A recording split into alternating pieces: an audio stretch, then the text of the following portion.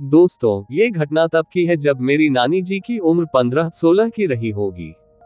तब वह उत्तर प्रदेश के सुल्तानपुर जिले के एक गांव में रहती थी, वही उनका मायका है। उस समय में अक्सर बंजारे और नट अपनी टोलियां बनाकर घूमा करते थे।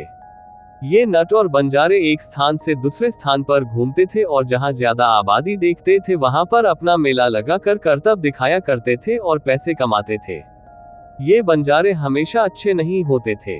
अक्सर बंजारों और नटों की टोली के रूप में डाकुओं की भी टोली घूमा करती थी, जो दिन में तो मेला लगाते थे मगर रात में लूटपाट किया करते थे।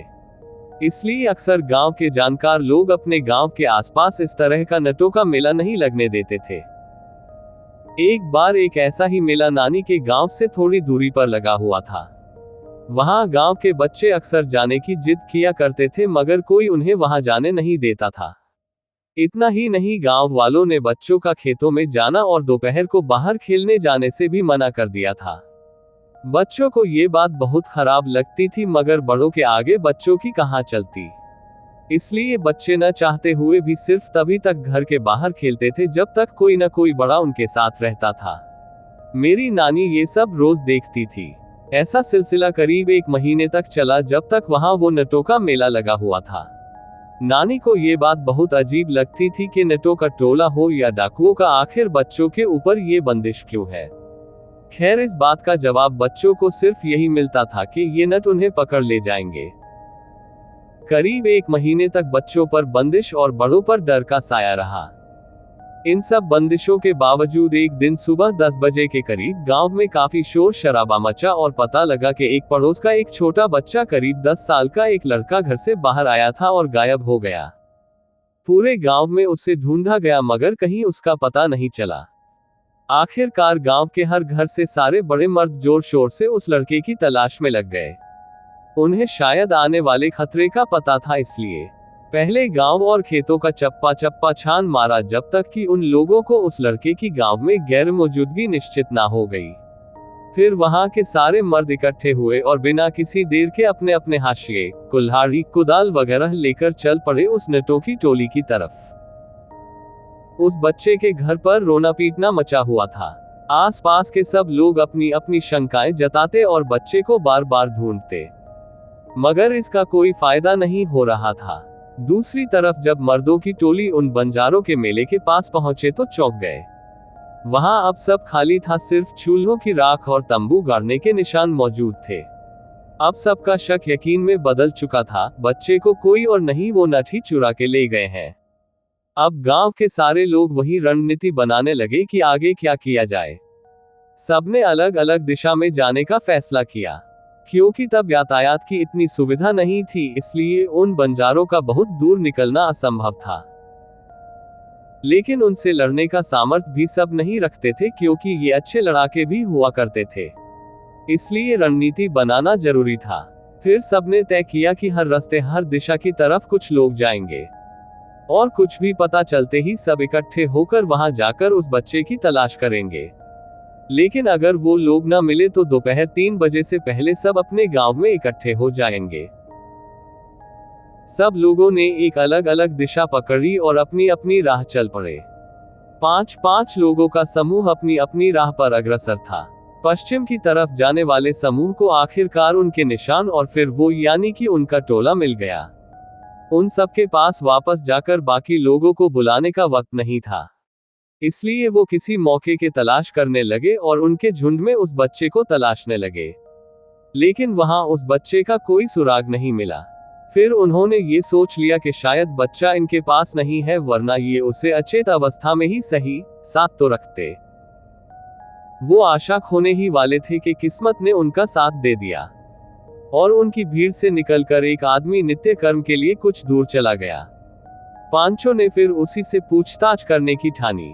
वो पीछे से जाकर उसके ऊपर टूट पड़े और 2 लाठी उसके सर पे जमाकर उसे बेहोश कर दिया। फिर एक तांगे पर उसको लाद कर वापस अपने गांव की ओर चल पड़े। वो जितना जल्दी हो सकता था कर रहे थे, क्योंकि उसके साथी उसको ढूंढने जरूर आने वाले थे। वो लोग उसको लेके आधे घंटे में अपने गांव पहुंच गए। बाकी सब भी वापस आए तो उन लोगों ने उसके सर पर एक मटका ठंडा पानी डाला और उसे होश में लाए। होश में आते ही वो आसपास गांव वालों को देखकर घबरा गया, लेकिन बिना मार खाए उसने कुछ नहीं बताया। जब गांव वाले मिलकर उसको उसकी सहन शक्ति से ज्यादा खुराक देने लगे तो वो जान गया कि उसकी जान के लाले पड़ने वाले हैं। फिर उसने बताया कि वो बच्चा कहाँ है। उसने जो बताया उससे सबके होश उड़ गए और उसी वक्त पास के गांव के सिद्ध तांत्रिक को बुलाने के लिए कुछ लोग निकल पड़े और बाकी उसे लेकर उस दिशा में निकल पड़े जहां वो बच्चा था। उसने बताया कि उनकी टोली के सरदार ने उस लड़के को जीवाधारी बनाने के लिए इस्तेमाल किया है। उसकी जान को खतरा है, अगर उसे बचाना है तो या तो उनकी टोली के उसी तांत्रिक को बुलाओ जिसने उसे इस्तेमाल किया है, या फिर उससे ज्यादा माहिर खिलाड़ी को। इसलिए गांव वाले पास के गांव के सिद्ध तांत्रिक को लाने के लिए निकल पड़े। वो तांत्रिक को लेकर जल्दी से जल्दी आ गए और वही पहुंच गए जहां पर वो नट गांव वालों को लेकर उससे बच्चे का पता बताने ले गया था। उसने एक जगह एक अजीब सा लिखा हुआ पत्थर दिखाया और गांव वालों से वहां खोदने को कह दिया। गांव वाले खोदने में लग गए और कुछ लोग रह रहकर उसको मारते जा रहे थे और धमकी दे रहे थे कि अगर बच्चे को कुछ हो गया तो उसकी कब्र यही बना देंगे। वो तांत्रिक काफी बुरे थे, वो भी आ चुके थे और सब कुछ समझ लेने के बाद भी सबके साथ गड्ढे के खोदने का इंतजार कर रहे थे। करीब 4 फुट खोदने के बाद वहां एक पत्थर की परत आ गई जो 3-4 पत्थर से मिलकर बनाई गई थी और फिर संभालकर सबने मिलकर उस पत्थर की परत को हटाया। नीचे जो उन लोगों ने देखा उससे उन्हें कोई खुशी नहीं मिली। नीचे एक कमरा सा बना हुआ था, करीब 5 फुट चौड़ा और 6 फुट लंबा। उसमें 5 बड़े बड़े घड़े रखे हुए थे, पूरे सोने चांदी से भरे हुए। पास में वो बच्चा लेटा हुआ था, नए नए कपड़ों में, अच्छा खासा तैयार किया हुआ। उसकी सांसें रुक रुक के चल रही थी। पास में एक दिया जल रहा था जिसका तेल खत्म हो चुका था और वो बुझने ही वाला था। सबने उस बच्चे को मरा हुआ समझ लिया और उस नट को दोबारा बुरी तरह पीटना शुरू कर दिया। तभी वो तांत्रिक बाबा आगे आए और दिए की बाती को थोड़ा बढ़ा दिया। दिए की लो तेज हो गई और बच्चे ने आंखें खोल दी। सबकी खुशी का ठिकाना न रहा, मगर बच्चे ने किसी को भी पहचाना नहीं और अनजान की तरह सबका चेहरा देखने लगा। तांत्रिक बाबा ने सबसे कहा कि ये बच्चा अभी जिंदा है, लेकिन ये तभी जिंदा बच सकता है अगर ये मेरी सिद्धकी हुई जगह पर पहुंच जाएगा, वरना इसे कोई नहीं बचा सकता। इसे लेकर मेरे स्थान पर चलो और सब इस बात का ध्यान रखना कि ये दिया न बुझने पाए। इसमें तेल बढ़ा दो और इसकी अच्छे से देखरेख करना जब तक मैं इसे बुझाने के लिए न कहो। फिर कुछ लोग और तांत्रिक बाबा उस बच्चे को तांगे पर लेकर बाबा के स्थान पर पहुंच गए और वहां जो कुछ भी किया वो किसी ने नहीं देखा, क्योंकि वो क्रिया बाबा ने अकेले में की थी। करीब 1 घंटे बाद एक आदमी वहां वापस पहुंचा और उनसे बताया कि बाबा ने दिया बुझाने को कह दिया है। दिया बुझा दिया गया और अब वो बच्चा सुरक्षित था और सबको पहचानने भी लगा था। उसके बाद जितना भी खजाना वहां मिला था उसके थोड़े से हिस्से से मंदिर बनवाया गया और बाकी गांव के प्रधान ने गरीबों के बच्चों की शादी और गांव की भलाई में लगा दिया। उस नट को बचाने उसके साथी नहीं आए। गांव वालों ने उसे 1 हफ्ते तक कैद रखा, उसके बाद धमकी देके छोड़ दिया। दोस्तों, ये तो थी वो घटना जो वहां घटी थी, लेकिन इसके असली पहलू बाद में उजागर हुए। अगर ये घटना न घटी होती तो शायद आज हम इतना बड़ा रहस्य न जान पाते। वो रहस्य मैं आपको बताता हूँ। वहां जो नट आए हुए थे असल में वो लुटेरे नट थे। इन नटों का ये काम होता था एक आबादी वाले क्षेत्र से कुछ दूर मेला लगाना और फिर रात को लूटपाट करना, और जब ये ज्यादा खजाना इकट्ठा कर लेते थे तो ये उसे जमीन में गाड़ देते थे। इनके साथ एक तांत्रिक भी होता था, बहुत माहिर तांत्रिक, जो अपनी शक्तियों का इस्तेमाल करके ये भी बता दिया करता था खजाना कहाँ कहाँ है। यही तांत्रिक जीवाधारी बनाते हैं अपने खजानों की रक्षा के लिए। जीवाधारी बनाने के लिए ये किसी के भी बच्चे को चुरा लिया करते थे, क्योंकि बड़ों से ये काम करवाना मुश्किल था और बच्चों को बहलाना आसान। ये जिस बच्चे को चुराते थे ये उसे उसके पसंद की और भी बहुत अच्छी चीजें खिलाते थे ताकि वो जरा भी भूखा ना हो। फिर उसे नहला धुला कर नए नए कपड़े पहनाए जाते थे, पैरों में रंग, आंखों में काजल और बालों में खास किस्म का तेल लगा कर उन्हें बैठाया जाता था। फिर तांत्रिक अपनी क्रिया करते थे जिसमें वो बच्चा अपनी सुध बुध खो देता था।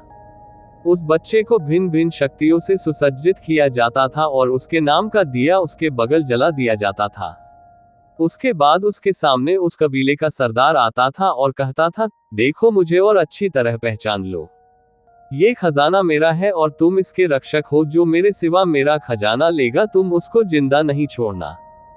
मैं वापस आऊंगा और अपना खजाना ले जाऊंगा, उसके बाद तुम आजाद हो जाओगे। ऐसी तांत्रिक क्रिया के बाद वो बच्चा उस इंसान को नहीं बल्कि उसकी आत्मा को पहचान लेता है। फिर वो उसे खजाने के साथ उस गड्ढे में दफन करके चले जाते थे। जैसे ही वो दिया बुझता था उसकी आत्मा एक अत्यधिक शक्तिशाली शक्ति का रूप ले लेती थी और महीने, साल क्या सदियों तक अगर वो ना आए तो भी खजाने की रक्षा करती है। फिर वो इंसान चाहे इस जन्म में आए या फिर किसी और जन्म में, ये शक्ति सिर्फ उसकी आत्मा को ही पहचानती है और खजाना लेने से नहीं रोकती। अक्सर आपने देखा होगा कभी कभी कहीं किसी को खजाना मिल जाता है, ये जीवाधारी उनकी आत्मा पहचान कर उन्हें खजाना लेने से नहीं रोकते। दोस्तों, ये कर्म निर्दयी होता है लेकिन इसका इस्तेमाल राजा महाराजा भी किया करते थे। लेकिन उस समय में इंसान बहुत ईमानदार हुआ करते थे जो खुद राजा की खातिर जीवाधारी बनने को तैयार हो जाते थे। आपने देखा होगा कि इन जीवाधारियों को अक्सर कुछ तांत्रिक हरा देते हैं।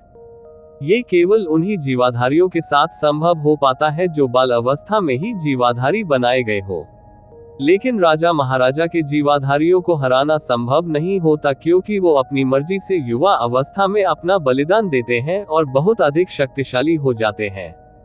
उनकी ईमानदारी ही उनकी सबसे बड़ी शक्ति बन जाती है।